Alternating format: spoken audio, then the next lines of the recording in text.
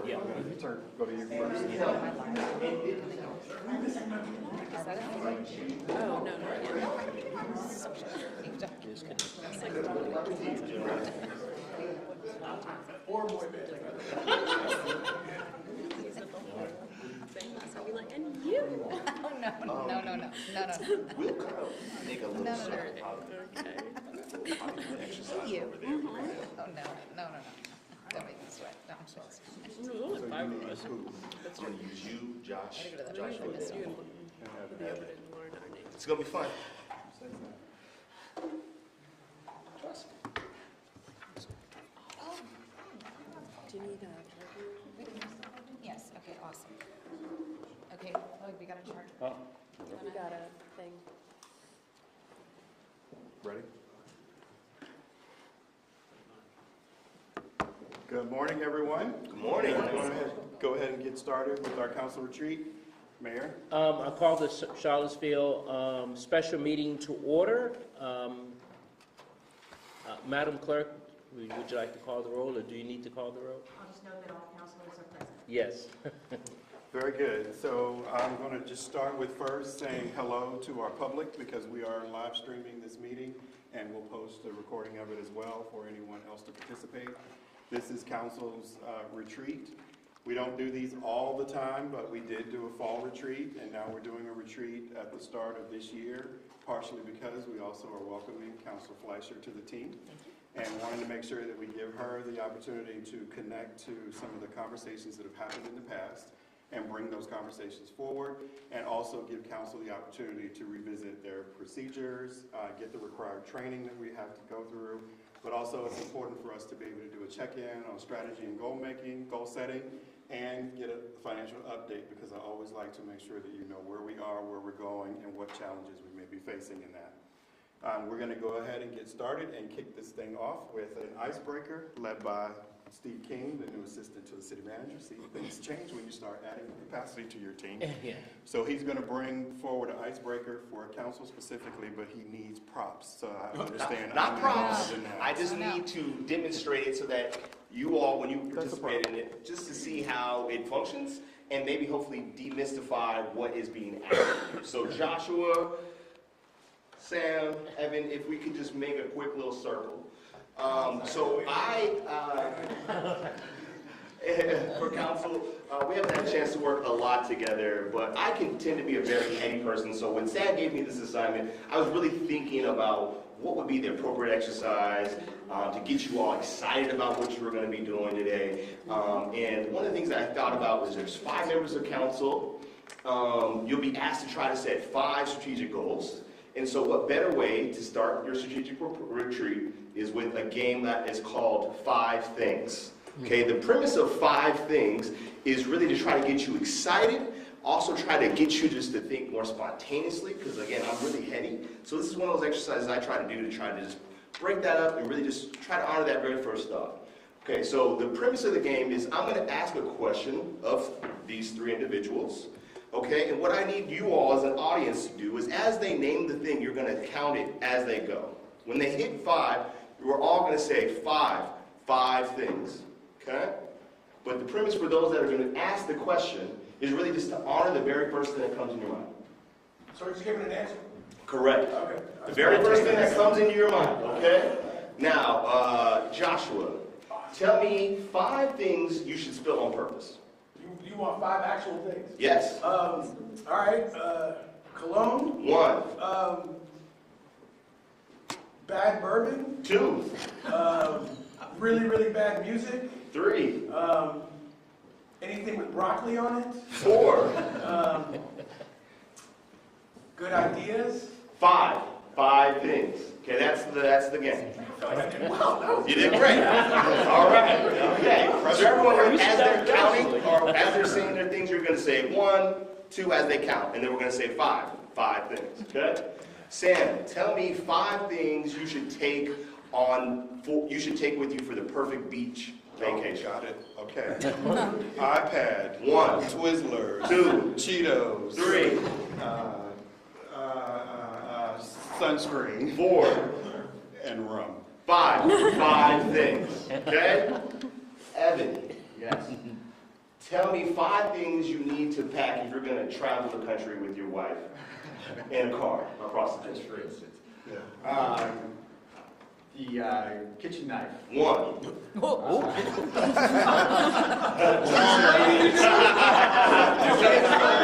It's a culinary. It's culinary later. Spices. 2. A warm coat. 3. Snacks. 4. And music. 5. 5 things. Okay? Pretty easy. Everyone got it? You all got it? Yes. So if you wouldn't mind just kind of replacing these gentlemen, we'll do a round of 5 things, okay? Can't take our ideas. Again, first thing that comes in your mind, right? Doesn't have to be, Over there? and I'm going to try to think of questions that I maybe have developed based off of just some of the observations. So it's 4 things. It's 5. 5 things. Good question, though. And for those that are in the gallery, please feel free to count with us, right? It's a lot more powerful when we count it all together, okay? Some of us may need some help. Yes. Well, the whole truth is just honor the first thing that comes to mind, right? All right, Natalie, tell me 5 things that should be on, 5 features for the perfect bike.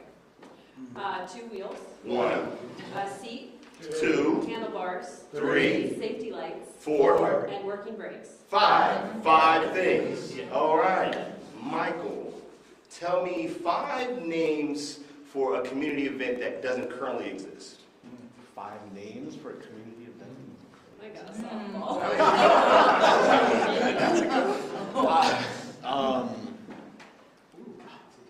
That's hard. First thing that comes to mind. Folk festival. 1. I'm just thinking of things happening in Richmond. Let's do it.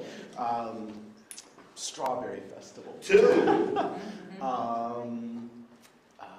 We used to have it, 7 Pillars Hip Hop Festival. 3.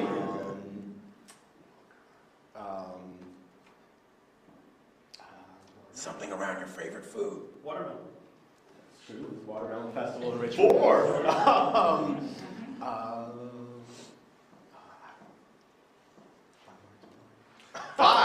5 things. Right? It's that easy, okay? First thing that comes to mind. All right, Lloyd, tell me 5 things you find, or tell me 5 things that you found to be the most interesting during a public comment period. During a public comment period. I don't want to create an incident. What? Thinking of medicine, alternative medicine. Green grannies. Won't you call The it? green grannies are always good. 2. I'll do about 4 of them. Does that count through 3, 4, 5? 3.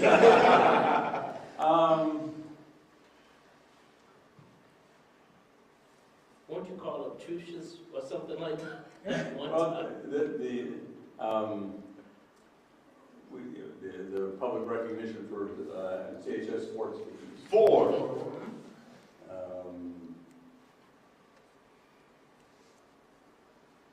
Bike infrastructure advocacy.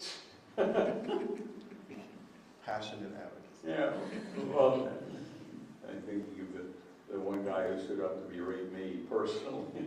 5 things. All right, Mayor Wade. They're very interesting. Yeah. Give me 5 things that you are excited about in 2026. My mayorship, 1. What is going to transpire at the University of Virginia with the leadership there. 2.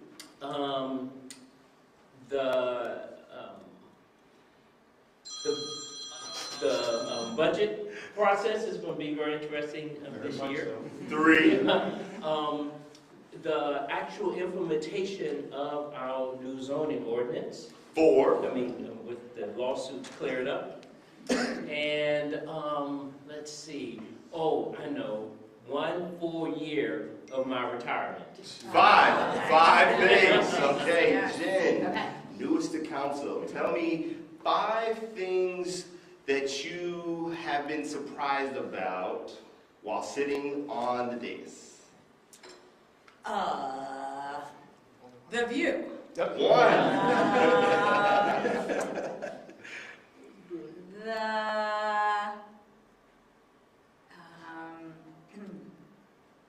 I've been surprised about. I've only sat there once. Two. Yeah. Yeah. And I unfortunately was prepared. What was surprising about being up there? The length of information about parking. Three.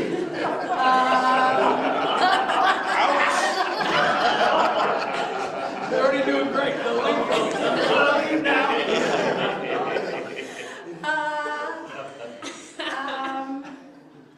How well behaved Sam and I were together. Yeah. Four. And I was surprised at my self-constraint for not putting whoopee cushions in everybody's seats. Five things. All right, so again, it's pretty simple. For you all, what you all just did was improv. You didn't know that, but that is an improv exercise that we do as an improv performance. So I appreciate you indulging me, and I'll turn it back over to Joshua. All right. Thank you, thank you. I do. Really? What are you Yes. doing around here? I do it in Richmond at the Coalition Theater. Okay. We'll let you Come know. see me sometime. We'll go pack the room. The hecklers. Yeah.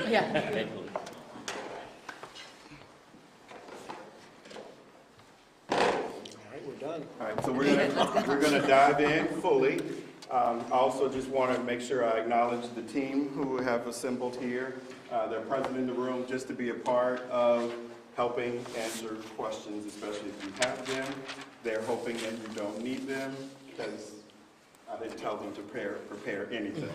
But ultimately, they're here as a resource, and I understand that Joshua has me here because I have to participate. As a resource. I was hoping I could be back here with them as well. But we are going to shift into our first speaker is Joshua Renee with the Spill team. You all remember Josh as being a part of our fall retreat. It was my desire to make sure that we did not lose what we worked on in that retreat and bring forward through some connective tissue into this particular conversation. And the thought would be that we can carry that forward. Josh has also been engaged with our lead team. He's been working with the city manager's office for the past 8 months, I guess. So there's this whole rhythm that I'm hoping to be able to establish by having that constant thread go through. Later, Vianne Leung from PFM, our financial advisor, will speak to you about that financial update that's around your lunch period, and you will hear from your city attorney after that, because he has some stimulating training to take us all through. That is required by the state government. I set him up perfectly for that, I know. So we'll turn it over to Josh. Cool. Can I hang out on this little area right here? Can I have this just in case? Cool. So I can chat with you all so we can see this and see that over there. So just reintroduce myself and do it quickly. Joshua Renee, part of the Spill team. What we ultimately do is we're speakers, strategists, facilitators, workshop designers. What's human-centered design? I often like to think of it as it's shifting the way that we think about a thing. It is people first, process second, not in theory, not in intention, but in actual work. In the actual work that we do. And so pop quiz, I usually ask this to kind of set the stage of it. I'll ask you all as a group.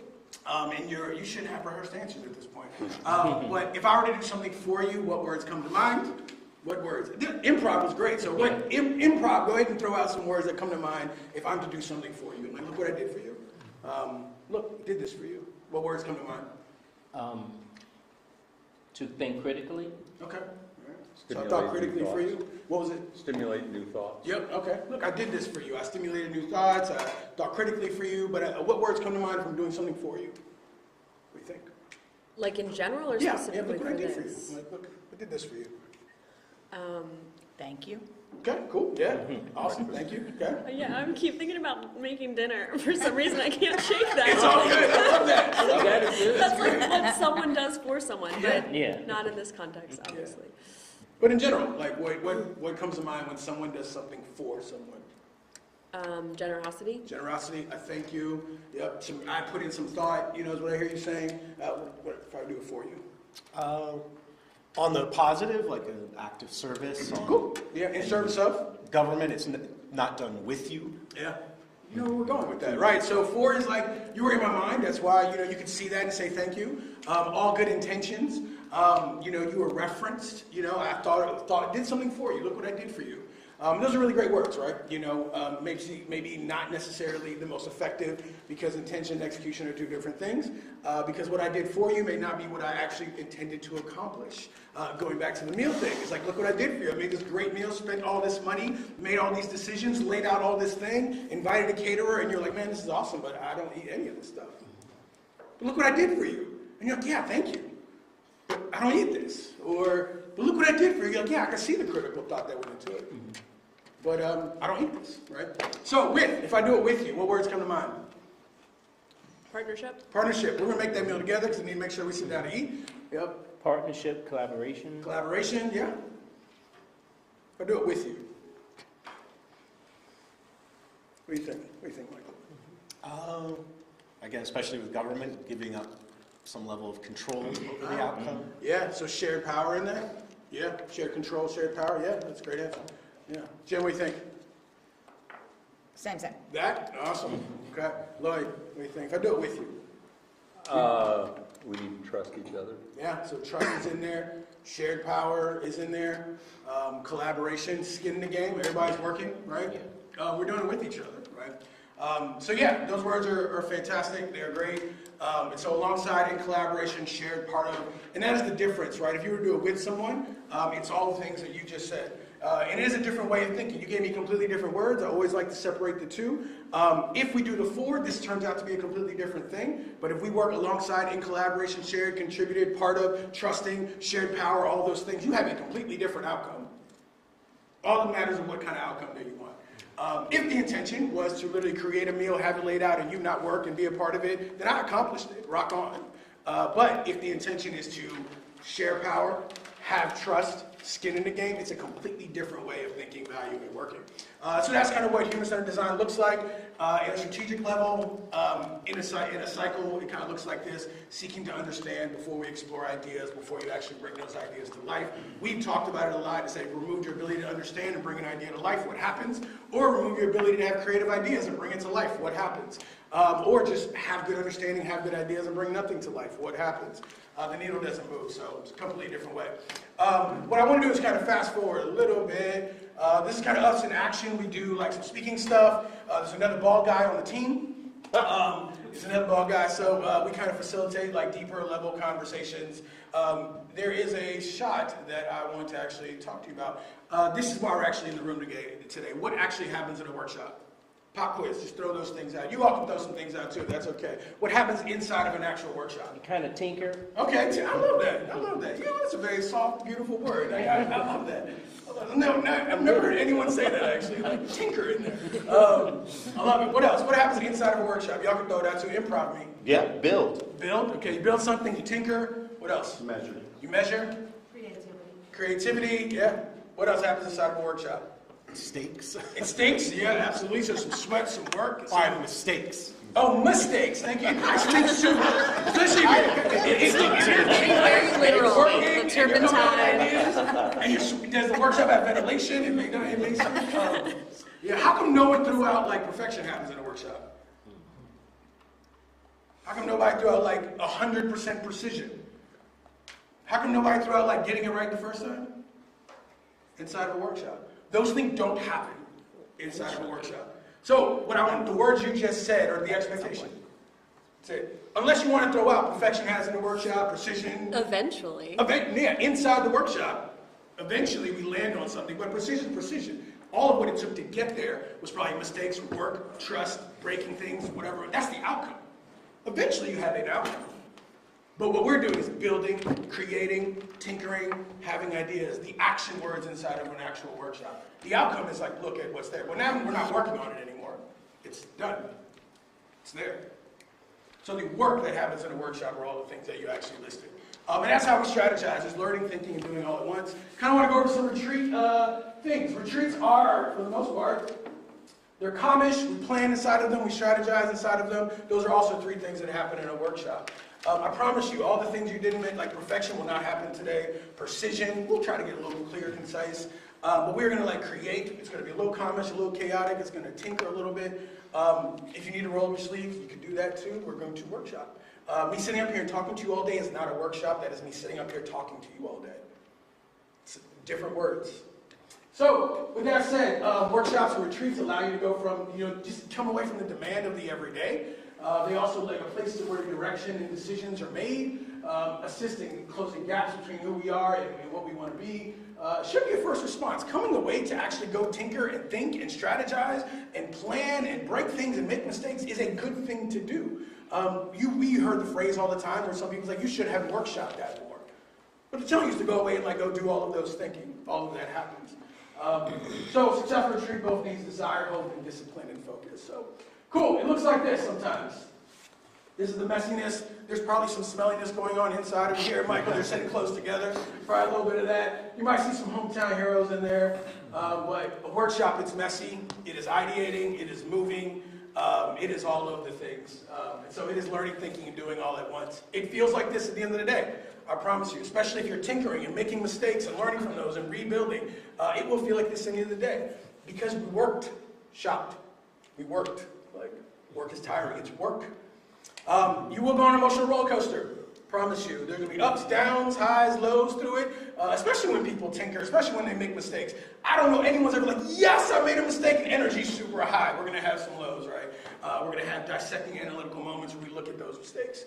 But we'll finish strong, I promise. We will absolutely finish strong. I won't let that happen. Anybody nervous? Good. Are you all nervous? Anybody ready to make a break for it? So what we'll do is there are some workshop rules, so participation and expectation. My promise to you is to give you all that I have. Like I have you for a good serious time, and I'm going to give you everything I have in that time. I'll ask for the same in return. So I think reciprocal is okay. I'm going to give you everything I have. Full attention, full ideas, full strategizing, full thinking, full tinkering, all of those things. I'll just ask you to do that too. Anybody know what this is? This is the trust ball. This gentleman is going to come up with all of what he can potentially do to catch this young lady, and he's going to be a superhero at the end of the day. I'm going to ask you to trust me, trust fall with me. I got your back, I promise. We will not fail in a way. We will fail in a good way, but we will not fail in a way that everyone lays down. We will fail in a way where we learn from it and we move forward. So I got your back. Lean in. What leaning in means is being curious, be aware, and be attentive. I'm going to ask you to hold these things today as well. Hold curiosity, be aware of what's going on, and be attentive. I know these are not super hard, but I want to lay the expectation out there. Workshop rules. Tech on the table. You can have tech on the table for a couple reasons. One, if you have this computer, please bring it out. Leave it out there. And then the other, if you have this phone. So using tech is cool. At the end of the day, really, if you want to capture some images, but we will not be like on our devices a lot. We're going to be workshopping. So we're going to share out at times. Please make sure we respect one another as we do it. We are going to, there's times where I'm going to ask you to be present, and there's times where I ask you to take a break. Don't take a break while being present. And don't be present while you take a break.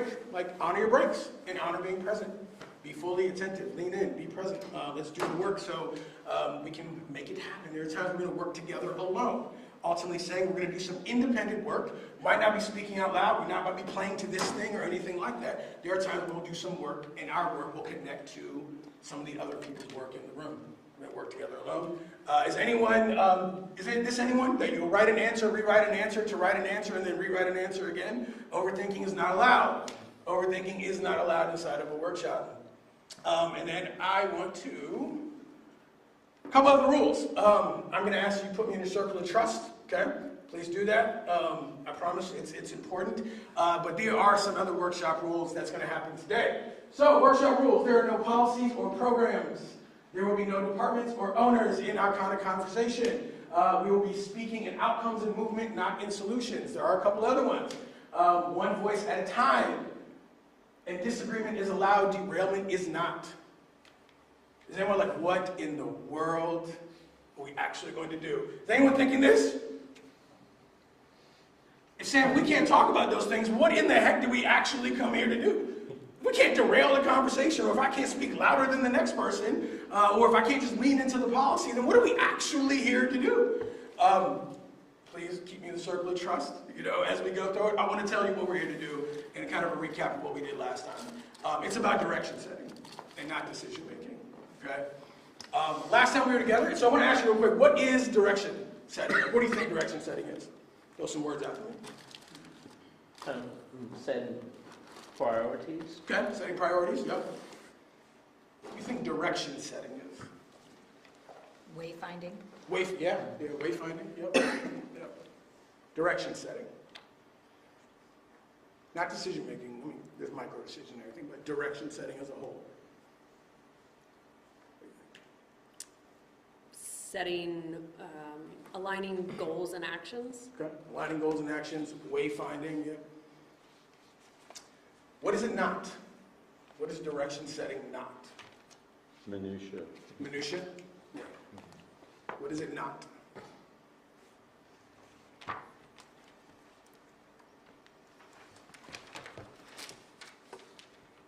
Inert.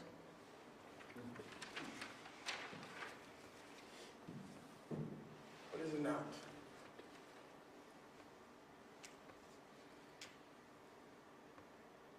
I know you have the answers. What do you think? Mike, what do you think? What is direction setting not? It's not direction unsetting. Say that again. It's not direction. It's not implementation. Okay, yeah, it's not implementation. It's not doing the work. Yeah, yeah. Let's talk. Those are interesting pause. Super interesting. Direction setting. Where we're going, getting there, and how we know. Ultimately, those things are kind of in a direction. What we're going to do is where we're going creates focus. Getting there is strategy and execution. And how we know is measuring. Set direction so we can measure, set direction so we can have focus, and set direction so strategy and execution can happen. For us, we're going to live in this space today. The direction setting that we're going to be living in is so focus and measuring can take place, not necessarily in the strategy and in the execution. We will make strategic decisions, but we're not going to live in the executable, like doing the work strategy. We're going to live in the place that direction can provide focus and direction can provide measuring. Cool? With me? Awesome. All right, the design challenge that we're workshopping today, there goes that word again. You do have an opportunity to make a break for it if you'd like. We're going to work. We're going to work. So if you wanted to go for a run, this might be the time. This might be the time. But we are going to work. All right, so you have this in front of you. Do me a favor and take this document and fold it like this. Take this document and fold it like this. So this is what you see. I didn't know you were doing that. Origami is part of workshopping, right? Just no paper, well, paper cuts happen, you never know. Like. All right. Take a look at that list there. Strategic outcomes. Take a look at that.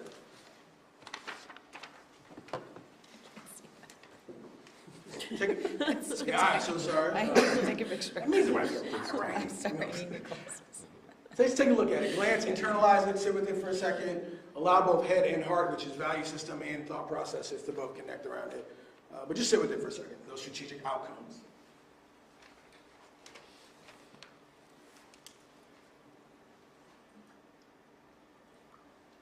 All right, I want to ask, what do you see? Just what jumps out to you? What do you see when you see them as a whole? Yeah, I see our community. I see everybody in different parts of the community say they're passionate about climate. They're passionate about public safety. So when I see these, it's like, yeah, this is our community. Right. I heard two really key words, right? I hear passions and our community is seen in those. Okay. Yep. I see too big of a list. Okay. Lloyd, what do you see when you look at that? I don't mean to be derailing, but I can't read the damn. Okay, all right. All right. Then that means it doesn't serve you well, right? No, okay. Natalie, when you look at that list, what do you see? I mean, it covers all of the bases. Okay. It's thorough. Okay. Yeah. Thorough and covers the basics. Got it. Yep. Mike, what do you see when you look at that? They're separate. Makes sense that they're separate, but a lot of them are interconnected. Okay. Interconnections. Yeah. Love that. Sam, what do you see? A lot. A lot. Okay. All right. So here's the thing. Here's what I see. Strategic outcomes describe where your work happens. If you look at that, when you look at that list, it's where our work is actually taking place. It happens in those spaces. Do we agree to that when you look at those? That's where work is actually happening? I know that we're not explain to the camera, but for people who are watching this at home, can we read them aloud so they know what we're talking about? Yeah, and then also maybe tell them where to get it, like if it's accessible as well. Like, so yeah, Natalie, you do that. Read those aloud, and then if you I'm could just going to read the titles, I won't read the... Sure, yeah. And then where to access it, maybe that's a staff member or something like that. That'd be great, yep. Climate action, economic prosperity, education, housing, organizational excellence, partnerships, public safety, recreation, arts and culture, that's one, and transportation. Beautiful, thank you. And where can the public It's get on this? the transparency portal on the city website. Cool, awesome, thank you. And so when you look at these, they're where our work happens. So there's two on that list that describe how the work happens. They're not where the work happens, they're how the work happens. What are those? If you look at them, see if you can spot them on that list. There are two on there that describe how work happens. Partnerships. And organizational excellence. There you go, beautiful. Partnership is one of them, absolutely. And organizational excellence is a second one. I'm gonna talk to you all about organizational excellence a little later. We've actually done some work with that. But it's how the work happens. So we have on this list all the things you mentioned, in addition to a list of talking about where our work happens, and on the list is also how our work happens. Might be a lot, all on one list. So at the end of the day, strategic outcomes, these talk about, for the most part, where the city does its work. But this is a design challenge that I actually want to work with you on today. So the challenge of the workshop is designed to address a common kind of one in governance. Strategic outcome areas are effective at organizing work, but they don't always make a council's direction and intent easy to see for staff and community. We're talking about where the work happens, and two of them on the list are how the work happens. And it doesn't always make the intent in which the thing you're trying to move and impact actually like something easy to grab. So the workshop creates space to clarify that intent. So decisions, trade-offs, and measuring are guided by a shared sense of direction rather than just categories. These are a list of categories of where our work is taking place. Hard to speak to all of them, especially if they're a lot, and especially if two of them are talking about how our work actually happens. So, design question for today. What would it look like if City Council used human-centered design to better clarify goals that help influence prioritization, decision-making, and direction? This is kind of the one question we'll do our best to answer today. What would that look like? What would that look like? Michael, what would it look like? So this improv thing is, I'm going to feed into this all day long. This is going to be great. What would it look like? I mean, just one part of it on partnerships, if the city is bringing the community in making decisions and implementation in kind of new ways. Okay. What would the answer to this question look like? Jen, what do you think? What would the answer to the question look Yep. like? Like the outcome. The outcome. Visions come to life. Okay. Visions come to life. I love that. Yeah. Allie, what would the outcome of this look like?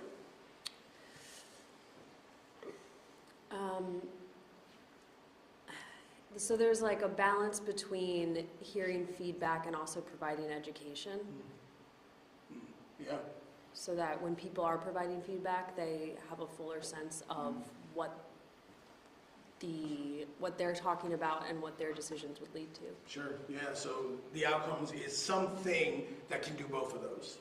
Yeah. That can, yeah. I guess part of the human-centered design is giving people the information they need to make a decision that actually leads them to their goal. Yeah. Or informs you all to create direction that leads to goals, right? And that's your job, right? As well. So yeah, I love that. I love that. Lloyd, what would an outcome look like? I guess I don't understand the question, because I thought that we had been trying to apply the notion of human-centered design when we developed this list in the first place. Sure. We'll say you workshopped it. You were tinkering. You were working on it. Well, we were here. Yeah. We spent a day doing that. Yeah. So I love that. There is a tension in there of like, I thought we did this. And what we have is a beautiful list of strategic outcomes. We're going to rise. Frankly, the question is a series of buzzwords. Yeah. And I don't understand what it is we think we're supposed to be coming out with, and how answering that question gets us out of anything other than more buzzwords. So let me ask you a question. Do you agree that on that list are places where we do our work and how we do our work on the list in front of you? I know it's hard to see. Yeah. So there's a tension already there, that on our strategic outcome list, we have a list that talks about where we do our work, and a couple of things are talking about how we actually do our work. Would we say there's a tension in that? There's a difference. Sure. One tells us how we do the other. How come we don't have house for all the other ones? Like a housing, but we have two. Why is it we have those two in that list? So we have a list that's a mixture. It's a mixture of where we do we have one list that's called strategic outcomes, and in that list we have where we do our work, and a couple of them, 2 of them in there, are how we do our work. Why is that in one list? Just a thought. Again, and you may not have an answer, and that's okay, because that answers the question of, let's get clear. Let's sort it out. So it's clear, concise, and maybe it's not a mixture of where and how and why, and it's a clear, concise set of visions that drive, and invite education and can also drive direction. But if it's human-centered design and we're using it to make a list, we would engage the users in determining this list. We would prototype their ideas and see if they worked. We would re-prototype, then we would launch that and have that decision go into action and reframe it with the input from those users. So should we not assume that human-centered design, that happened to get to this list? That's a great question. And for me, to tag on to that, I think it's important that for us as council to be able to utilize that we have to be able to understand the end users. We're here for the 50,000 people in Charlottesville, and so we have to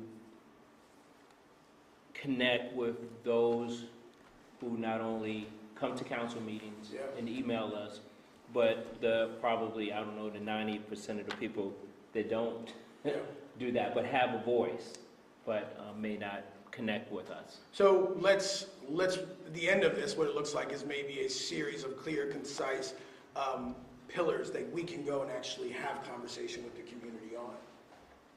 It's a little easier to dialogue and have that conversation with them, getting their feedback. I think if I take this list, that is a mixture of how and where, it's probably super hard to have that with the community. I'd probably say it's not as easy. There's an easier way, potentially, that drives the conversation. But I think if I decide to sit down with a community member, it's like, can I talk to you about a list of how we do, like where we do our work and how we do our work? Can I give you that? And the community might be like, man, that's a lot. But in Charlottesville, where process is at least as important as policy, to not include the hows leaves people feeling like we haven't really talked about anything. I think how is actually very important. There's a really good quote that says, in a moment, not yet. And it says, we will absolutely get into the how. The how's the strategy and the execution. In a moment, not yet. And a model therapy that talks to conversations is that sometimes when there's multiple pieces in a conversation, instead of one conversation, it should be broken into 2 and maybe 3 for easy digesting, understanding, implementation. So we are going to talk about where, how, in a moment. Not yet. Cool? Not cool. Okay. I'm not clear about what's happening. Got it. So what problem are we solving for? Yep, this is what we're going to do today. Okay. Yep. So we are going to translate strategic outcome areas into clear council strategic goals. We're going to align around shared direction without needing full agreement. We are going to create language staff can plan against and the community can understand. That's our mission to accomplish today. This isn't direction setting, or policy decision making or program design or staff work. This is about translating strategic outcomes. This list that I think I heard is a lot. I hear it's holding 2 things. I hear it talks about where our work is, how our work's happening. It's taking this list and being able to translate it into some kind of higher level strategic goals that can guide conversation, invite feedback, educate others, invite people along, make it easily understandable, because it's a lot. Right? We'll align together. We'll align around those things without needing like full agreement. Ultimately saying, I can use that to drive a conversation with the community too. I can use that also to engage in some of the policy and decisions that I do want to potentially make. But it's hard to engage off of a list like that. So what I want to do is for us to go one religious level higher and give you the right ingredients to cook with when it comes to engaging with the community, having educational conversations, making sure it's not a lot.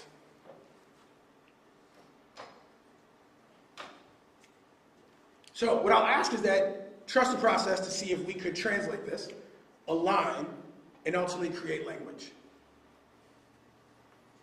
That's not a lot. We're saying two different things. It's one conversation higher than this. It's not getting rid of this at all. It's just having and elevating into one conversation that isn't a lot. It's not doing multiple things at one time. It allows us to have like a conversation. So we're going to do it with each other. There is another rule I want to ask. Anybody ever done this before? Stepped in gum? Done this never in your life? Man, Michael, never in your life you've ever stepped in gum? It's never happened. That is impressive. That is actually very, very impressive. One of life's goals to do that. One more set of rules that I'd love you to create. So we are going to translate, we're going to do this. We are going to translate, align, and create language. What I'd like you to do in translating, aligning, and creating language, this is what we're going to do together today. We're going to take one step, one floor above these. That's what we're going to do. We're going to live in that space. That's one floor above these. What I'd like you to do is think of this question. What is one thing you do not want this conversation to take us away from alignment, creating language, and to translating? What is one thing you hope doesn't happen in this conversation that gets us stuck? Write that on a rectangle post-it if you could. Grab a Sharpie. Yeah. Yeah, please, you can just read. But if the goal is to align, translate, and to create language, I'll kind of go back here. If the goal is to do this today, what would we be accomplishing today? What is one thing that you hope does not happen and gets us stuck? Or works against this. Another way to ask it is something that could potentially enter the room that works against this. Wait, I'm so sorry. Yeah. It's probably because I'm the new guy, but, No. so we're saying the problem is that this is not translatable, we are not aligned on this, and we don't have the language to talk about this with users, with the community? Yes, great question. Our conversations when it comes to the strategy of the organization starts there. So is the problem there that it's too long and we need to shorten it, or is the problem we're trying to, I don't understand. What I would like to do is create something that doesn't exist yet, which is the level higher than this. And I don't So even understand what that means. Are we Right. pretending like this list doesn't exist? No, and we're not at trying all, to not at all. No, reformat? we'll be using this list today, actually. When you use the metaphor of some higher room, I don't understand what you're getting at. So we're taking it as a bird's eye view. We're getting a little higher. We're getting into why these things matter. Why what things matter? This list of strategic outcomes. The 9. Correct, yep. We're getting into the conversation of why they're important, why they matter, why I see community in all of them. We're going to get into that. Now that conversation, Lloyd, and that place doesn't even exist yet, which is why we're going to build it. Because our conversations, when it comes to we can probably spit it off the top of our heads, but we don't have a document right now that communicates. This is where our conversations actually start. They start here. And all the things you mentioned, of it being a lot, that means our conversations start here at a lot. It being two different things of where we work, that means our conversation starts at where we work and how we work. That's where our conversation starts. So what I'm looking at is there another place that we can actually, remember, maybe this is a second conversation. Then what would be the first? And we're going to create that together. It doesn't need to, we're going to build that. But if this is where our conversation starts, and all the things you said you saw in it, that's where it starts with our community. And so could we go one level higher into a different conversation, a higher conversation, around why these matter, the purpose of them? That is not in the minutia and not in the strategy and not in the doing of the work. And so maybe, Michael, if I could feed off of you a little bit, one of the examples you gave was getting into the minutia of the actual work. That could derail the ability to stay at a higher level and talk about the why of something. See, but I want to get into the how we do it. And I want to get into the needle moving. I want to get into seeing 45 of this and 80% of that in a moment, but maybe not yet. So maybe one of the things that could get in the room and keep individuals from staying in the kind of higher level, the floor above the floor, could be, I like it down there in the messy. I like it down there in the execution. So maybe one of the things that could derail us is, maybe getting into the how would derail a conversation that takes us away from why. Maybe getting into the actual implementation, I think that was the word you used, the implementation, And the strategy gets us away from the why and the purpose. Not permanently, but for the sake of staying at that higher level conversation. That if we start talking, maybe one of the things, that's a cheat sheet, you can have that one, it's yours. If we start talking about implementation and strategy, it could get us away from talking about why and purpose. Because we're talking about implementation strategy, we're not talking about why and purpose. We will be using this today to influence and inspire, because this is what we're going to be cooking with. But there's a why and purpose conversation I would love to have with you all and love to build with you all. And also, trust the process. Don't anticipate the 8 steps. Because that might be one. Someone can have that too, by the way. That what could maybe derail us if we're trying to anticipate the 6 other steps that's going to happen after this one. That could also derail us. In the first workshop, you mentioned 2 things that really make a good leader. You talked about humility and creativity. The opposite of those could also derail us. There's a lot of things that we just mentioned. I just gave a bunch of free answers. Of that could derail us from staying in the why and purpose conversation. Cool. Do me a favor. Read, what I'd love to do is read your feedback. Read one that you said could potentially derail the conversation out of keeping us in why and purpose. What is So, read? for someone that's been, in a lot of these over the last 30-some years, just getting down into, like Lloyd said, the details of wordsmithing. Not that it's not important, Sure. but it really could, we could spend all day a lot trying to determine what, inclusive mean or something like Sure, that. sure. Or defining it and getting Yeah, it into yeah. like the 3 pillars that support it, Yeah. the 8 strategies and how we measure it in 6 months. Yeah, I got you. Absolutely. What is something, Sam, that you have that could derail the conversation from taking us out of the why and purpose of these strategic outcome areas? Predetermination of the result. Michael, what do you have? Well, you mentioned one, focusing on implementation, but I wrote down similar to Juan, getting stuck in semantics. Yeah. Yep. Yeah. Natalie, what do you have? I wrote not buying in. Sure. Yep. There's trust connected to that and commitment connected to that. Yeah. Natalie. Not Natalie, I'm saying Jen. Yeah, please. I'm just wandering off point. Okay, just kind of, yeah, absolutely, yeah. There's a process we're going to build together. And so what I want you to do is grab your Post-it note and throw it under Don't Get Stuck.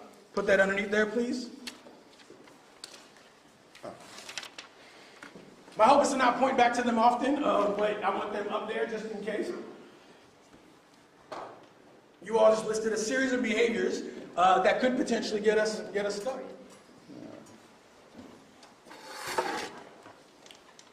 All right, awesome. For the next exercise, you are going to need this as well. So be sure to have that. I want to do a statement starter real quick. You're going to need Sharpie and rectangle Post-it note as well. Question I want from you, I'm going to give you about 7 minutes, and I want you to do about 3 of these apiece, okay? I want you to finish this statement. Across all strategic outcome areas, this city most needs what?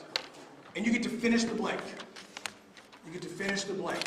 Across all strategic outcome areas, when you look at that list, this city needs what? I want you to write at least like 3 of them. It'll take about 7 minutes to do that. Each on a different sticky, or? Yes, please. Yeah. Yep, thank you. Yep, each on a different Post-it note. My handwriting was good. Across all the strategic outcome areas. Look at that list.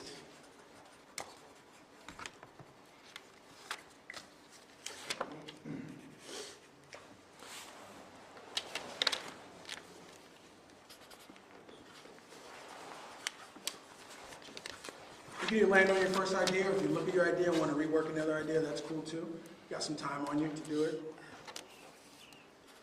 I'm not getting out of Oh, no, it's this. all I good. just realized I forgot to put my out of office on. Oh, man. You would get pinged, we don't understand, but you're being called.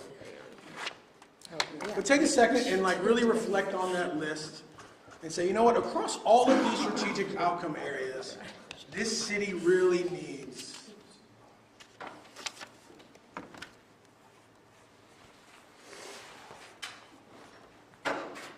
What you're experiencing in this question alone is everything we've been talking about, which is getting higher.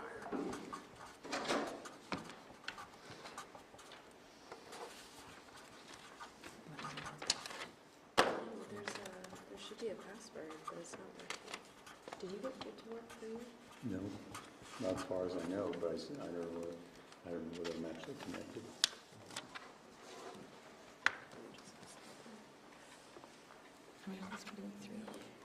Yeah, just three that jump out to you. Oh, I apologize. I'm super sorry. Can I give you some rules of engagement? That's cool. I'm glad I did it earlier. Here's some rules of engagement. Start with a verb. That's cool. You already started your first level of ideas. Rules of engagement start with a verb. Cannot name outcome areas. So when answering this question, it is starting with a verb, and you cannot name any of the outcome areas on this list. No programs or policies. And one idea per post-it note.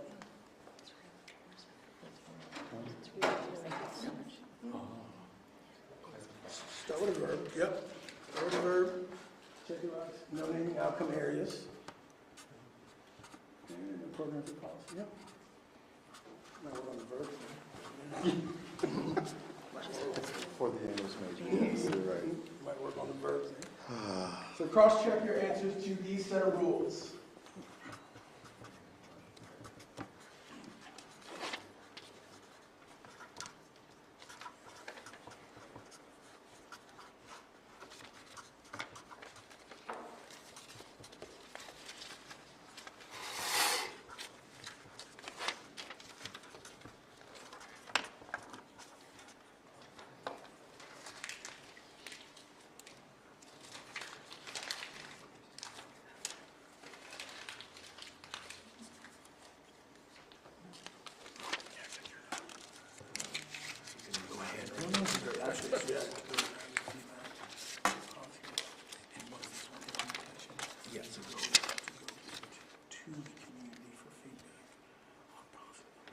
So, I mean, for the most, we'll keep that, but I think for the most part, that's what you're really saying. All right. Now, this is the reason for it, but you're ultimately saying this is the action. Here you go, yep, I got you. Yep, cool. Decide how. Yep, got it. Listen for that. Cool.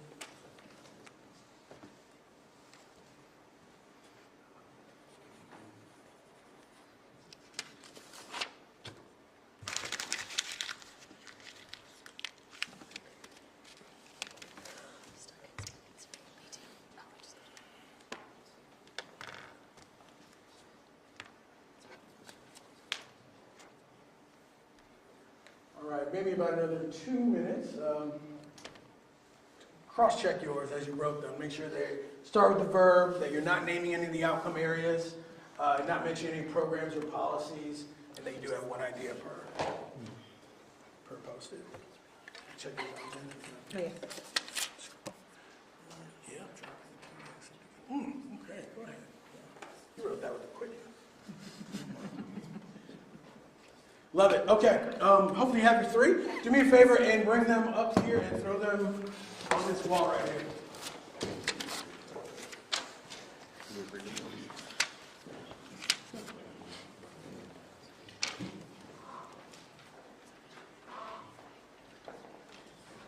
And kind of hang up here with me if you could for a moment. And you remember your handwriting, hopefully. Everybody remembers theirs.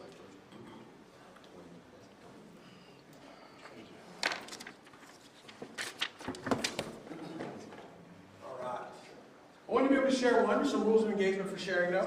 I want you to share one of your statements that you strongly feel about, but rules for sharing, no reactions or clarification. Listen for overlap, so please listen for overlap.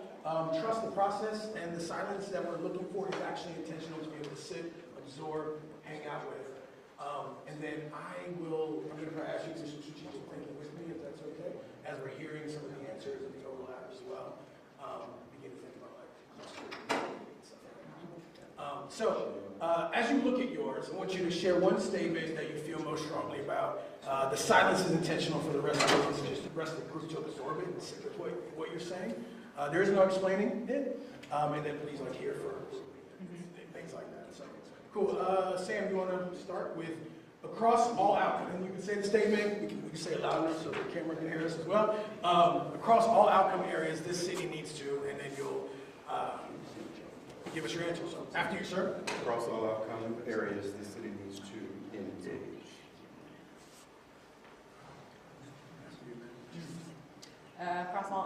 I'm reading one of mine. One of yours, yeah. Across all outcome areas, the city needs to find funding. Across all outcome areas, this needs to implement. Do the thing. Across all outcome areas, the city needs to figure out how to measure progress. Across all outcome areas, the city needs to build more residences.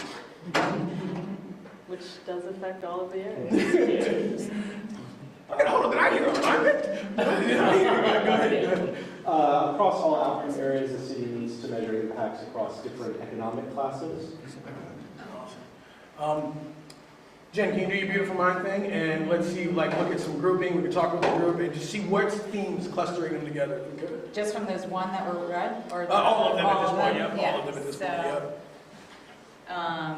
I'm gonna go crazy. I'm gonna mess this all up. Yeah? No, you're gonna do it. Move it, yeah. Alright, so, I think someone said mess. yeah. Not smelly, but mess, right? Yeah.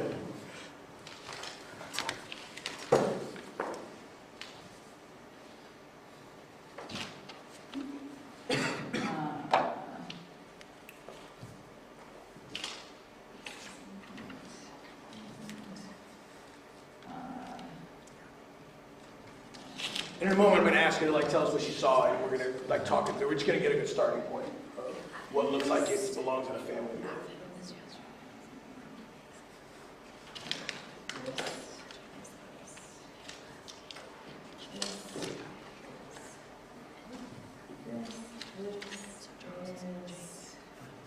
And you can create as many as you want, Jen, like as many groups as, if it's 3, 4, if you're like, you know, it's a group of its own, you can do I usually that. like to have 3 when I do this, but, Try and do more. no. Stop bossing me, Josh. Okay.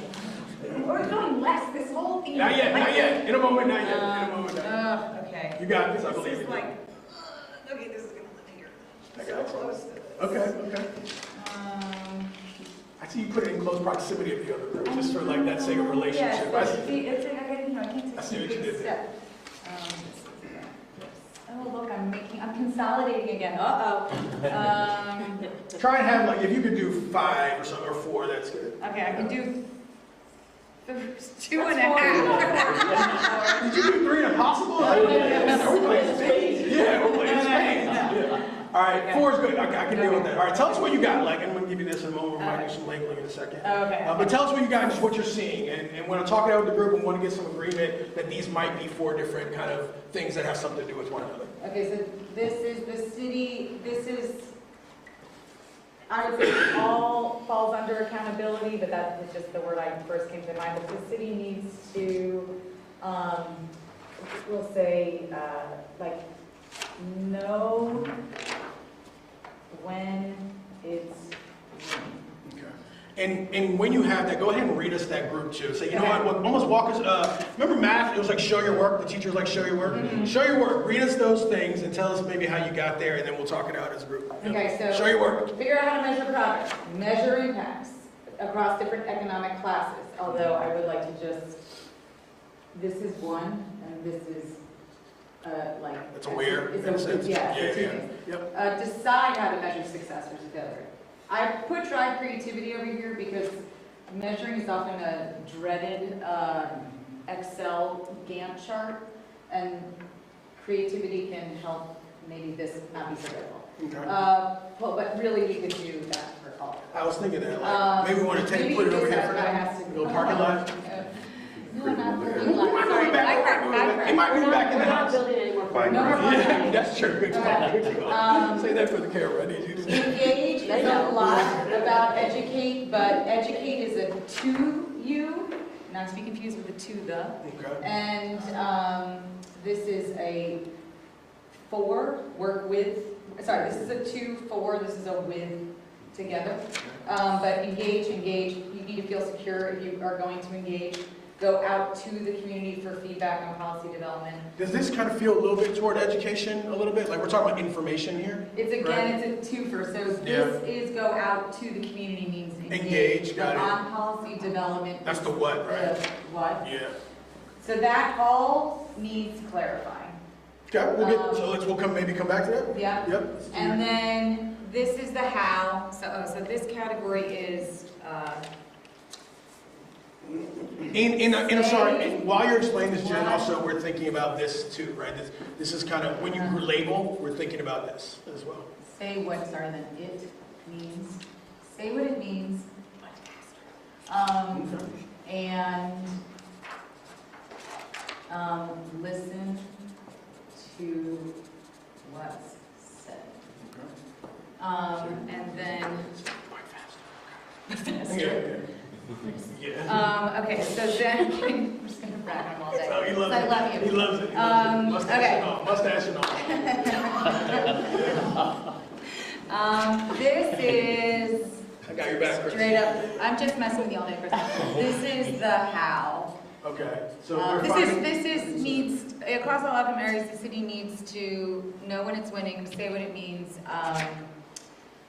Do the walk, thing. yeah, do the thing, Sorry, your build ready. Can you read us those as well? So. yeah.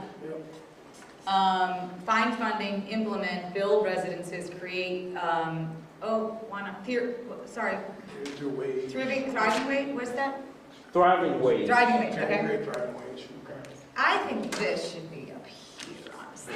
Okay. Like Okay. City needs that. creativity. Drive creativity, like, Drive. we are going to, we need to be creative if we're gonna do all of these things, because we don't have enough, we don't have enough money to do all those things. Look, that was actually the. Thank you. Yeah, I heard that. No, across all drive outcome creativity. areas, the city needs to drive creativity. All right, So so. we've got one, which is, find funding, yes. Yeah. 2, 2.5, 3. So look, we're down to an odd again, my favorite. If I could ask you to label this, so we have 4, what would you label this as? And this is around education, that this city needs to educate, is what I'm ultimately, across all the strategic outcome areas, we're saying that this city needs to educate. What would you, is it, This is. sexy words are okay? literally You can do sexy The words. city needs to get better at internal and external communication. And Jen needs to get an F on this one. Okay. It's all good. Love it.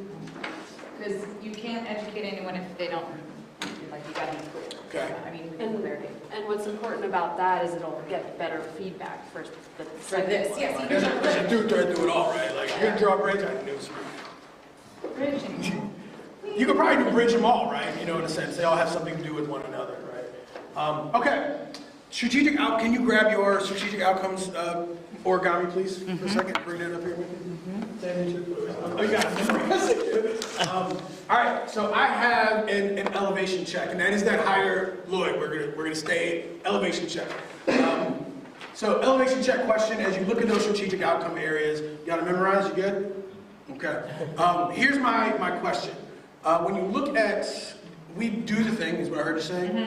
Get better at internal and external comms, right? I hear that. Say it. Oh, the city needs to say what it is. Say what it means. What Okay. it means. Yep. So let's go to across all outcome areas. The city needs to drive creativity. We're just going to say that, but it needs to do the thing. It needs to get better at internal and external communication. It needs to say what it means and listen to what's said. It also needs to know when it's winning. That's that in tracking progress, measuring, all those things. My question to you as you look at those strategic outcome areas is this on the screen. Are these bigger than one strategic outcome area? Are what you have up here as labels bigger than just one area? By definition of the problem, yes. Okay. That the labels we have tend to span across all those areas? Right, well, that was the exercise. Yeah, I just wanted to, it's an elevation check. This is just checking. This is checking our work. Is that the work that we just did, you would say those labels that we created are bigger than just one strategic outcome area. They apply to all outcome areas. Got it, awesome, sweet, okay. I just want to double check before we move on to the next thing. All right, next is an exercise around goal quality statements. We're going to turn these into some language. We can have a seat for me real quick. And look, I also want to introduce myself in a way. I promise to ask you a question. I'm actually really curious. Like, I'm really, really, really curious. So what I want to do is kind of tell you about goal ingredients and writing goal statements and things of that nature, because we are going to create some goal statement quality out of these ingredients. These are raw ingredients right now. I know you couldn't write a full sentence just yet. Still great, sexy words. I appreciate that. And drawings, really, really great. But we're going to take these and kind of cook with them for a moment. But I kind of want to tell you about the secret goal, like the ingredients to creating an actual goal. And you can't tell anybody, but this is a cheat sheet. Okay, and if I share the recipe, then that's it. We're going to have a lot of chefs that are like, it was a secret recipe. It looks like this. There are 3 parts to writing a strategic goal. Okay? Verb, plus what's being shifted, what's changing because of it, and why it matters. Those 3 things literally equal a strategic goal. If we can write something that has a verb, what's being shifted, and why it matters, you have a strategic goal. You don't have implementation, you don't have play-by-play tactics and tasks and things like that, but we have a strategic goal. A verb, what's being shifted, and why it matters. Cool, on the same page right now, at least? All right, we're gonna work. Here's what we're gonna do. I want to break us up into, Wait, can't we have an example? Oh, let's think of it. So let's pull one up from up here. Improv. God, it's going to be the thing today. I love it. Know when it's winning, okay? Know when it's winning is a raw ingredient. If you were to take know when it's winning, and you were, and let's workshop it right now together. Let's have a conversation. If you were to take know when it's winning, and I needed to create a strategic goal out of that, what would you try? What would it be? If you need a verb, you know what's being shifted and why it matters. And you are also keeping in mind that know when it's winning affects every one of these outcomes. Every single one of them. So try it, shoot it out at me. Let's workshop it, let's fail on purpose, let's break things, let's use bad grammar, let's do all those things. It's completely okay. They're okay with that because we're humans and not perfect. So let's workshop it. Take a second, and all of you as a team, just write something down. See if you can try it individually, See if you can try it. You can take know when it's winning. Know it's winning. Yeah, know when it is winning. And you can take that and you're going to create a strategic goal around it. Using this model, verb, what's being shifted, and why it matters. And if you want, remember you have little sub-ingredients up there that are explaining what that means. And there's a bunch of verbs. You all use verbs up there, actually. You talked about accepting accountability, figuring out how to measure progress. You talk about measuring impacts, decide how to measure success versus failure, be willing to measure progress, to pull the plug on things that aren't working.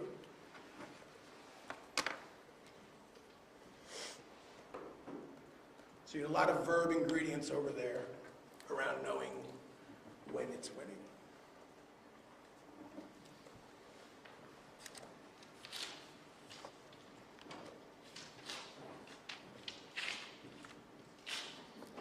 Did I miss an explanation behind the phrase, what's being shifted? Because I don't know exactly what that refers to. So what you get to think about when I asked you about knowing when it's winning and how this would impact all of these areas, staying at that kind of high level, it's like, you know what, if we know when the city is winning and it impacts all these areas, what would shift? Like what would, and a lot of these, Lloyd, right here, to be honest with you, you kind of already answered the question underneath what would shift. We talk about accountability, clearer measuring, things of that nature. But when you think about the no one's winning and all the verbs you have up there, across all these areas, what would change for the city? What would change if we did that, if we met that goal? What would be shifted for this city as a whole?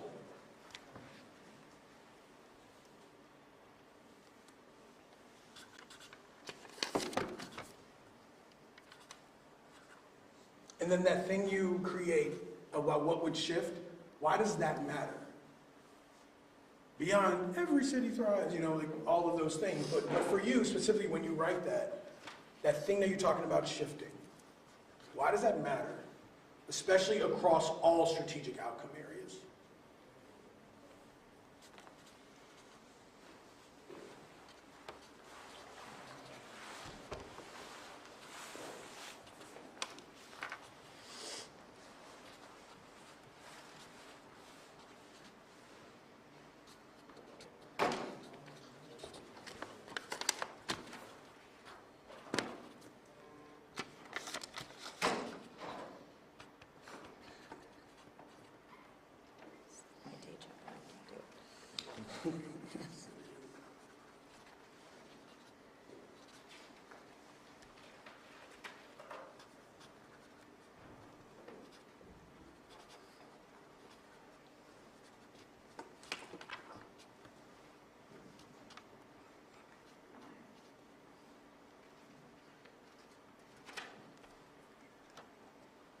All right, give me about another minute just to write, and we have grace for grammar and all those things. So we are improving the day. Thank you, sir.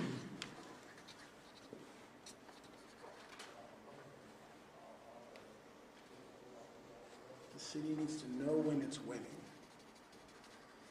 And there was a goal wrapped around that.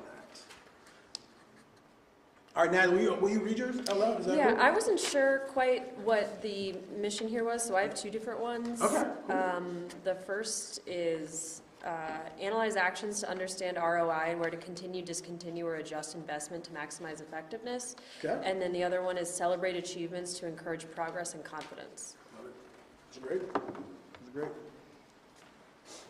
So, If there was a goal, a strategic goal Yeah. underneath know when it's winning, yeah, what would you say? so it's, you know, that we need to communicate to the public that we are, you know, I'm just gonna say building more housing because it's important that they see the impact of their tax dollars. Okay. It's good, and it's raw, it's a good start. If there was a goal under know when it's winning, and remember, the last time we were together, I always kind of pointed you back to the previous work you did. You have a lot of verbs up there, like you have explained it pretty thoroughly, so I'm looking to hear some of your already answers show up in your new answers after you. Yeah, I'm not sure if this is what we were going for, but I wrote down to the question of like knowing if we're winning or not and communicating if we're winning, measure if low-income residents are benefiting from policies to see if equity is being achieved. Jen, you got some workshop stuff going on over there. What's one that you could share with us? And we're workshopping this. Mm-hmm. You know, I just asked you for the first time. Did not anticipate asking you this after you. No, that I just, these are good examples of how to write a strategic goal. I think I got trapped in the task for a minute because I was like, well, we have to identify measurements of success. But then I think the goal, if the goal is, what does it look like if we know when, You have something up here. yeah, no, if we know, if the goal of know when it's winning, the goal of that would be, we're able to regularly report out success, measured progress and success to, and there's a billion why it matters. Sure, yeah. Wow, and if you could tell something, like overall for the community, why doing that matters? Why did, what you just read, why would that matter? Like, To build trust, encourage engagement, foster partnersps. to know where we are and where we're headed. To- Like, a million different things. Wayfinding, yeah. Yeah, I like that, wayfinding. Can you add that? Like, it helps maybe, measure wayfinding? Awesome. Lloyd, know when we're winning. What would a strategic goal look like? I said to build a city where residents can get to a job that can sustain their lives. Okay. Which To a may be job that can housing, sustain their lives. transportation. Yeah. And what I love is that there's a lot of these strategic outcomes that actually have to happen to help that happen. Right? Would you agree with that? That there's a lot of these outcomes that have to take place and win at in order for that to actually happen. What do you think about that? That's why they're there. Yeah. That is actually one step higher, right? It's that's the message, and then we do our work here to make that happen. There's a lot of these actually that have to take place to have someone read yours one more time, Lloyd. It was great. Like, read it one more time. Build a city where residents can get to a job that can sustain their lives. Absolutely. And that resident needs multiple of these to take place. All right. That's a great goal. That's really good. All right. What I want to do is actually break them into groups, and I want to workshop some of the other ones, if that's okay. So groups are going to be, we have 3 up there because I didn't anticipate playing with this one, but that's okay. Groups. Jen, Natalie, Michael, you're in a group, and then gentlemen, you're in a group together. Cool? What I'd like you to do is actually do the same exact thing. And actually, I'm going to hand you the cluster that's up there, and you all are going to do exactly what you just did for that cluster. The other, I'm going to hand you all some of these. So feel free to go on that side of the table if you want to just kind of scoot to this side of the table. I will hand you these. So Jen, I'm handing you all Do the Thing. Okay. Is that okay? Do the Thing is yours. Okay. Oh, sorry. No, sorry. Booby trap. Do the Thing is yours. Say what it means is. I'm going to hand you all. Then double triple check. This is what they say what you mean, correct? Well, that's Yeah, not well, it's educate. part of say what educate. you mean and listen, yeah. Okay. Yeah. All right, gentlemen, here you go. This is yours. This is the label up top and all of the verbs that you all have, action words underneath. You're going to play with these and cook with them. We got to do this. We got to do the thing. So it is, Angela. say Sorry, that's a nature reference. what it means and listen to what Second it one, you can says. just do your best not blur the lines. And then not some of like the words blend them below. two together. Below Okay. is to This is the clarify, get better at internal and feel external secure, comms. And then to you have a couple engage, describers, you have educate people, engage right? again, And maybe to while you're writing, you go can out think to of the more. community But for you were saying feedback these two on mean policy. this. What would a strategic goal look like? Okay. in, Maybe that second one as well. Yep. on policy development and Okay, so are these like the Verb. objectives towards the goal? What's being shifted and why it Jen. matters. So it's like, Go Is that out. last word implementation? Oh, that's Yes, mine, that's it. Yes, implementation. yes, Okay. implementation. And as you're writing, I just want you to remember, you're not solving the problem, you're naming the goal it serves. So you think about these strategic outcomes. The reason why I talked them out about Lloyd's is like, these serve his goal very well. That goal he wrote, these serve that very well. You have to do this to get to that. So remember, you're not solving the problem, you are really naming the goal that the problem serves. And just sit with that statement for a second, because it does take time to break it down and process it a little bit. But Lloyd's was really just a good example of that strategic goal really houses. It's like, that's the real thing. This is how we go about achieving that. But we're supposed to do a goal for how to. Correct, implement, yeah, you're right? still Okay, staying on the same okay, task. I just wanted to okay, throw you that little okay. statement of, you know, said, man, I'm still kind of stuck on it. I want to throw you another statement to help do some clarification. so, okay. so again, it's clarify, feel secure. Verb. And this one was mine, was actually for public Achieve. safety, but it can, Are we doing and Just to this or engagement. Just and this, to we're doing go this, into and then we're doing this community, separate. Yeah, To, so, Which is engagement. Goals. yeah, engagement, yeah. So we it were doing really is if we were kinda doing all these things right, With the goal around Yeah. engagement. Yes. What would the and goal be? going out how would we to know? We were doing it all right. communicating, I believe, in a lot of different ways. Goal would be, And not, because we have a wide range, we have people with a lot of degrees and those who may not have finished high school, so Well, it no, has to because be this is the do the clear thing. Yeah. and So concise, this is, the message. this is so this would, the um, goal would, building the stuff. So the verb kind of Improving the would school. be, This is like, all of the things that we want to do, this is educate what actually is getting done. shifted and So we don't live in plans and world, what we why actually, matters. we actually found the So funding, we're the implementing, verb we're would be building to- houses, we're creating thriving. And it's I not don't know if we knowing. just want to say engagement No. or educate, kind of that's the the one we just did. verb. That's the analysis. This And the is, one you Because just did, by the way, the strategic, the knowing, can I have that The one? by the verb way? in That- the goal form is The to one you wrote, sorry. maintain Thank you. engagement, facilitate engagement, producing. Yeah, I That's mean, what we're I trying don't know that you to have to say. Yep, I got you. so, If we were to pick either This is- one of this those goal words would to be go like- in It would front of be engage, we achieving. check the Achieving, verb yeah, part yeah, of it. achieving or our What plans is being shifted. to The one you wrote. fulfill our promises. exactly, that's one way to say it. Something like that, right? Like, Doing it, Pristine over here. Absolutely. it's the, doing it is Yeah. why. I mean, the goal really That's the is question we to really like, gotta The engagement meet is what we're doing, but all- why? to are we- meet the needs. Because all I mean, needs. that's what I was saying there, is that Achieving I our think plans it's to meet important that needs, I people think is see better than where, promises. what we're because doing with their promises are tax fickle and dollars. needs are demanded. That's Needs why are required. But I think these- this these, when we Engagement talk about is implementing, we're talking important. about implementing a plan, That they right? We're talking about like See funding that a we're, you know, Right, like project, building right? the bike We're lane, good the stewards bike of their housing money. complex, But these build- two Living wage messages, all people. right, I agree with you, Getting because the that's the accountability part of it. This transportation, is the buses more about accessible listening with to higher what it frequency. says, It's like all of those Economic plans that we and have, actually getting getting them their done. So feedback. we don't, it's not Both like of we these get come a in into that consultant regard, so it's, binder and it becomes it's not just one shelfware. way. Like So- turning that shelf So we gotta figure that out. paperwork into of getting the the small area plan feedback. that actually gets built, the park And that actually engage gets a them. tree in it, the roundabout that actually receiving goes it in on and Rose Hill using Drive, it. the quick builds that actually turn into concrete. That's Yeah. what I mean by implementation. Totally, totally. So, like, Because that's what we're trying Be to able shift, to that's touch. what's actually like trying to tangibly, But it's So not, we're not acknowledging everything. because I We're not can't, doing I it. don't often start it with We're a either verb. not So doing like it, not usually, doing like, it enough, for or example, not doing it if we're well. gonna Right. show So the that all shift that we're healthcare striving for is healthcare access has one improved, or the more goal of those is things. everyone gets the right care at the right time in the right place. Like, that's the goal we're moving towards. Like, what can we move towards? The goal is all projects are achieved, or like, Yeah, you know, right. like, We finish the Yeah. city.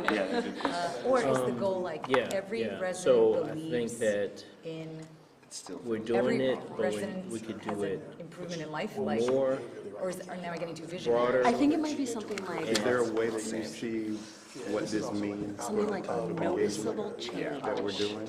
If we were that doing, if improves we were That's true. literally good at the most engagement here, people's what does that look like? daily lives. What would you say that we're doing? I mean, Change is scary for people. One of the things So it's that I also think like, we might do as if part change of is the good for one person, if noticeable change is good for one person, it might not seem good for the other person, Yes. even though it benefits the community at a greater level. Like you build an apartment building, someone's like, well, I don't like looking at that, but other people that's are one looking side at of it. it. And that benefits the city as a whole because people are coming in So it's gotta and be more neighbors relatable. are shopping and there are greater proximity to where they need to be and our tax revenue goes up. It's like, so, I mean, if we're implementing, which is where the engagement process comes in I know, but it's- and the education process. you could, I mean, sorry, I'm gonna get really nerdy on this for a second. You could say the goal is all residents involved. Because if we implement all of this, So the that would be goal is- true.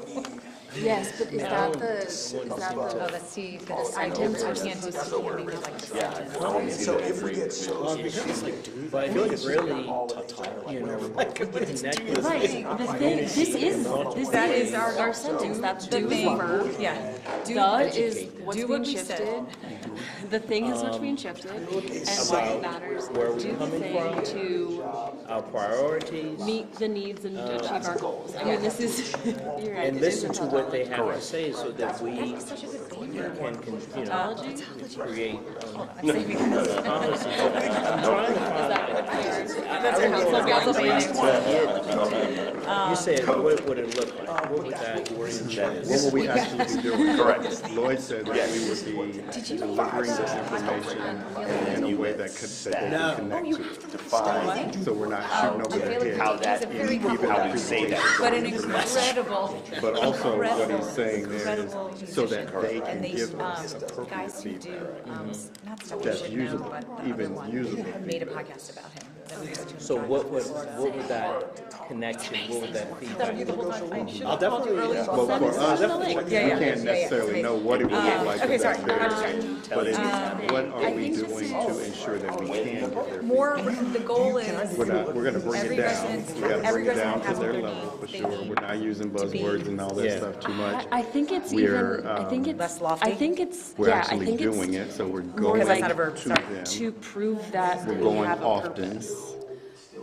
We're If willing we're to share, not like, we gotta getting do all things those done, what are things we here for? Right. so that then Our they goal can is, encourage. but we don't need But that's some of the how and all, that we don't need to go That there. too- the to us, But like, that's is- too, Too broad? no, no, no. Because I'm It's trying not just to that, define the it's goals not for you. We don't I'm implement walking to a fine prove line that of we Yeah, are participation. right? Like, we I'm build here to residents implement your because goals. we But listen, we know that's. If we maintain quality public engagement, because that's what we're striving. I mean, you said like maintain everyone's quality public healthier. I mean, engagement. prove It slash would show everyone's do what? healthier. It's hard to. Because I Connect think Too with our lofty. Yeah, residents and then one of the things is like so that they being are able to prove and encouraged show to provide what feedback. didn't happen is a certain class did get better. And what that would look like. different one What- didn't. What can we do as a Bad. city